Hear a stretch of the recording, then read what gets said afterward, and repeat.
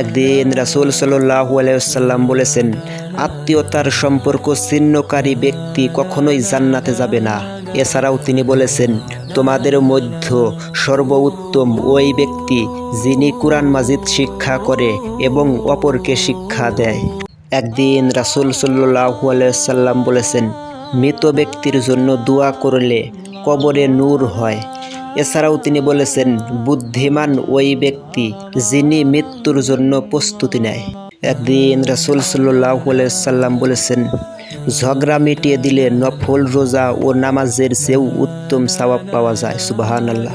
এছাড়াও তিনি বলেছেন, কাউকে কাফের বললে সে নিজেই কাফের হয়ে যায়, যে কারণে কাউকে বদদুয়া দেওয়া নিষেধ। একদিন রাসূল সাল্লাল্লাহু আলাইহি ওয়াসাল্লাম বলেছেন, তোমরা সূরা ফাতিহা ধীরে ধীরে পড়ো, কারণ স্বয়ং আল্লাহ তাআলা সূরা ফাতিহার জবাব দেন। সুবহানাল্লাহ।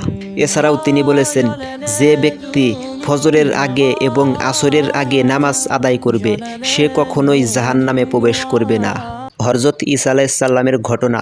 একদিন হযরত ঈসা আলাইহিস সালাম কাদা দিয়ে পাখি বানিয়ে ফু দিতেন, জীবিত হয়ে উঠত, অন্ধকে ভালো করতেন, কুষ্ঠ রোগীকে সুস্থ করে তুলতেন, সব আল্লাহর হুকুমে।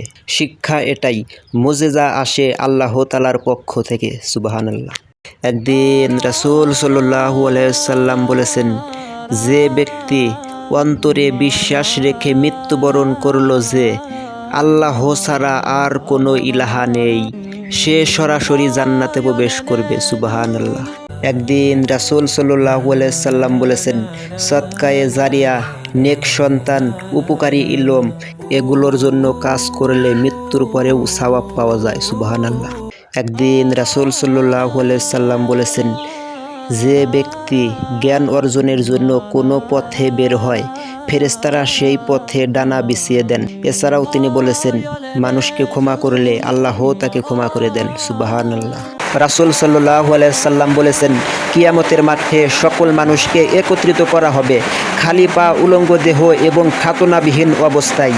এ কথা শুনে একজন বলল, হে আল্লাহর রাসূল, পুরুষ এবং মহিলা একসঙ্গেই উল্লেখিত হবে আর তারা পরস্পর একে অপরের প্রতি তাকাবে।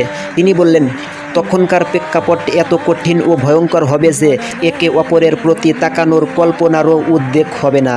হযরত ইলিয়াস আলাইহিস সালামের তাওহীদ। ইলিয়াস আলাইহিস সালাম এর জাতি বাল নামক মূর্তির পূজা করত। তিনি বললেন, আল্লাহকে ভয় করো। ওরা মানল না, আল্লাহ দুর্ভিক্ষ দিলেন। শিক্ষা এটাই, শিরক সবচেয়ে বড় জুলুম।